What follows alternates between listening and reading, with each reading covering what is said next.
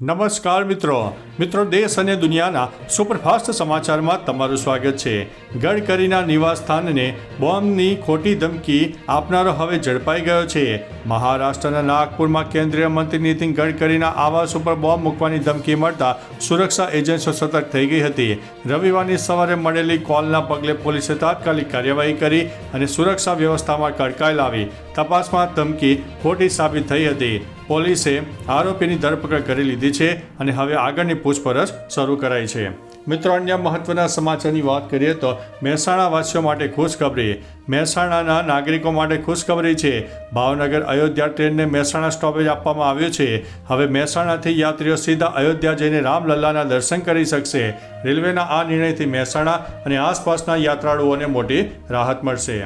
મિત્રો, અન્ય મહત્વના સમાચારની વાત કરીએ તો બુલેટ ટ્રેન ઉપર મોટી અપડેટ સામે આવી છે। ભાવનગરના ટર્મિનસ ખાતે એક કાર્યક્રમમાં હાજરી આપતી વખતે રેલવે મંત્રી અશ્વિની વૈષ્ણવે જણાવ્યું હતું કે ભારતની પ્રથમ બુલેટ ટ્રેન સેવા ટૂંક સમયમાં શરૂ થશે, જેનાથી મુંબઈ અને અમદાવાદ વચ્ચે સમય 2 કલાક અને 7 મિનિટનો થઈ જશે। આ બુલેટ ટ્રેન 508 કિલોમીટરનું અંતર કાપશે અને ગુજરાતના અનેક શહેરોને જોડશે। અહીં તેમણે અયોધ્યા એક્સપ્રેસ, રેવા પુણે એક્સપ્રેસ અને જબલપુર રાયપુર એક્સપ્રેસને લીલી ઝંડી આપી હતી। મિત્રો, અન્ય મહત્વના સમાચારની વાત કરીએ તો ક્યારે ઉજવાશે ગણેશ ચતુર્થી? જાણી લો મુહૂર્ત। ગણેશ ચતુર્થી ભાદરવા સુદ ચોથની તિથિ ઉપર ઉજવવામાં આવે છે।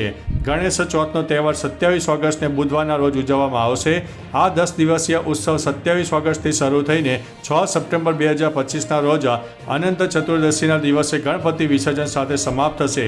ગણેશ પૂજા માટે શુભ સમય સવારથી 11:06 થી બપોરે 1:40 રહેવાનો છે। મિત્રો, અન્ય મહત્વના સમાચારની વાત કરીએ તો રક્ષાબંધન ઉપર આ સમયે ન બાંધો રાખડી।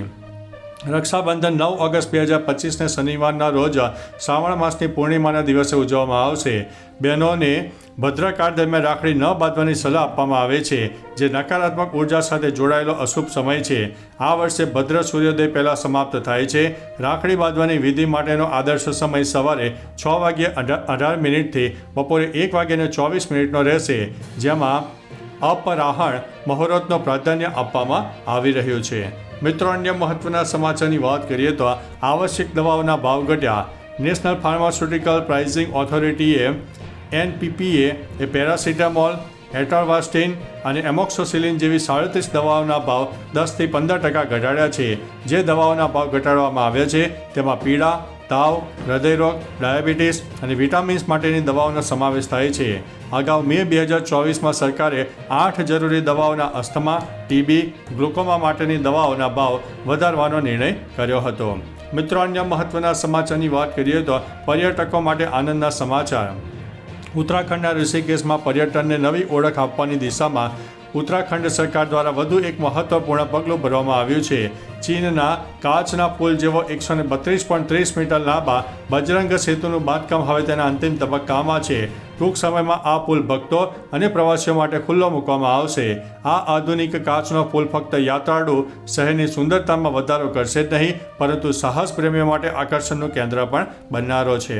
મિત્રો, અન્ય મહત્વના સમાચારની વાત કરીએ તો વિજ્ઞાનને પડકાર આપતું મહાદેવ મંદિર। તેલંગાણાના નાલગોંડા જિલ્લામાં છાયા સોમેશ્વર મંદિર આવેલું છે, જ્યાં મહાદેવનો પડછાયો દેખાય છે। પ્રવાસન વિભાગના જણાવ્યા અનુસાર 11મી અને 12મી સદીનું આ મંદિર માત્ર આધ્યાત્મિક કેન્દ્ર નથી, પણ વિજ્ઞાન અને કલાનું જીવંત ઉદાહરણ પણ છે। અહીં દિવસભર શિવલિંગ પર એક થાંભલાનો પડછાયો પડતો રહે છે। આ પડછાયો રહસ્ય અને આશ્ચર્યનું કેન્દ્ર છે। મિત્રો, અન્ય મહત્વના સમાચારની વાત કરીએ તો સપ્ટેમ્બરથી દોડશે પ્રથમ Vande Bharat sleeper train. Railway યાત્રીઓ માટે સારા સમાચાર છે। દેશની પ્રથમ વંદે ભારત સ્લીપર ટ્રેન સપ્ટેમ્બરથી પાટા ઉપર દોડતી જોવા મળશે।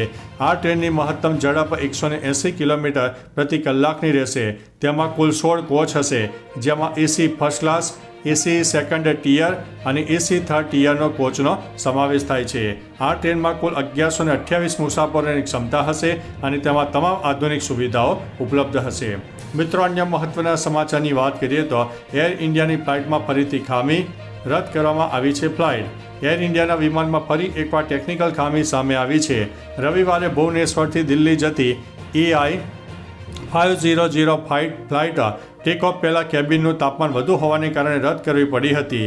આ એક જ દિવસમાં બીજી ઘટના છે. તાજેતરમાં જ DGCA દ્વારા એર ઇન્ડિયાના ઓડિટમાં 100થી વધુ ઉલ્લંઘનો સામે આવ્યા છે, જેમાં ગંભીર સુરક્ષા જોખમો પણ સામેલ છે, જે ખૂબ ગંભીર કહી શકાય છે. મિત્રો, અન્ય મહત્વના સમાચારની વાત કરીએ તો પ્રજ્વલ રેવન્નાની જેલમાં પ્રથમ રાત, વારંવાર રડતો રહ્યો છે. દુષ્કર્મના કેસમાં આજીવન કેદની સજા પામેલા પૂર્વ સાંસદ પ્રજ્વલ રેવન્નાને બેંગ્લોરની જેલમાં મોકલી દેવામાં આવ્યો છે, જ્યાં તેને કેદી નંબર 15,528 ફાળવવામાં આવ્યો છે. સજા બાદની પ્રથમ રાત તેણે જેલમાં ભારે સુરક્ષા વચ્ચે વિતાવી. અધિકારીઓના જણાવ્યા અનુસાર પ્રજ્વલ વારંવાર રડતો જોવા મળી રહ્યો છે અને મેડિકલ ચેકઅપ દરમિયાન તે સંપૂર્ણપણે ભાગી પડ્યો હતો. પ્રજ્વલે ટ્રાયલ કોર્ટના ચુકાદાને હાઈકોર્ટમાં પડકાર્યો છે. મિત્રો, અન્ય મહત્વના સમાચારની વાત કરીએ તો ઓઇલ ભંડાર પાકિસ્તાનના નહીં પરંતુ બલુચિસ્તાનના છે. પાકિસ્તાનમાં ઓઇલ ભંડારો હોવાના અમેરિકી રાષ્ટ્રપતિ ટ્રમ્પના દાવા બાદ બલુચ નેતાએ ઉશ્કેરાયા છે. તેમણે ટ્રમ્પને ચેતવણી આપી છે કે આ ઓઇલ ભંડારો પાકિસ્તાનના નહીં પણ રિપબ્લિક ઓફ બલુચિસ્તાનના છે. બલુચ નેતા મીર યારે કહ્યું છે કે આ વિસ્તાર પર પાકિસ્તાને ગેરકાયદેસર કબજો કર્યો છે અને સ્થાનિક લોકોની મંજૂરી વિના અહીં કામ કરી શકાશે નહીં. મિત્રો, અન્ય મહત્વના સમાચારની વાત કરીએ તો હજુ પણ ગુજરાતમાં વરસાદની આગાહી. હવામાન વિભાગે હજુ પણ ગુજરાતમાં હળવા મધ્યમ વરસાદની આગાહી કરી છે. ઉત્તર ગુજરાતના બનાસકાંઠા, પાટણ, મહેસાણા, સાબરકાંઠા સહિત અમદાવાદ, ગાંધીનગર, સુરત અને નવસારીમાં છૂટોછવાયો વરસાદ પડી શકે છે. હાલમાં એક નાનકડું અપર એર સાયક્લોનિક સિસ્ટમ સક્રિય થયું છે, જે આગામી સમયમાં વરસાદની ગતિવિધિ પણ વધારી શકે છે. મિત્રો, અન્ય મહત્વના સમાચારની વાત કરીએ તો યમન પાસે બોટ દુર્ઘટના, 68 લોકોના થયા છે મોત, અનેક લોકો થયા છે લાપતા. યમનના દરિયાકાંઠા વિસ્તારમાં એક ભયાનક દુર્ઘટના સર્જાઈ છે, જ્યાં એક બોટ પલટી ખાઈ જતા 68 આફ્રિકન પ્રવાસીઓના મૃત્યુ થયા છે. આ ઘટનામાં 74 લોકો હજુ પણ લાપતા છે, જ્યારે 12 લોકોને બચાવી લેવામાં આવ્યા છે. ઇન્ટરનેશનલ ઓર્ગેનાઇઝેશન ફોર માઇગ્રેશનના જણાવ્યા અનુસાર બોટમાં કુલ 154 પ્રવાસીઓ સવાર હતા. ઘટના બાદ મૃતદેહો દરિયા કિનારેથી મળી આવ્યા હતા. તો ચાલો મિત્રો, ફરીથી દેશ અને દુનિયાના સુપરફાસ્ટ સમાચાર લઈને મળતા રહીશો. ત્યાં સુધી અમને રજા આપશો. નમસ્તે.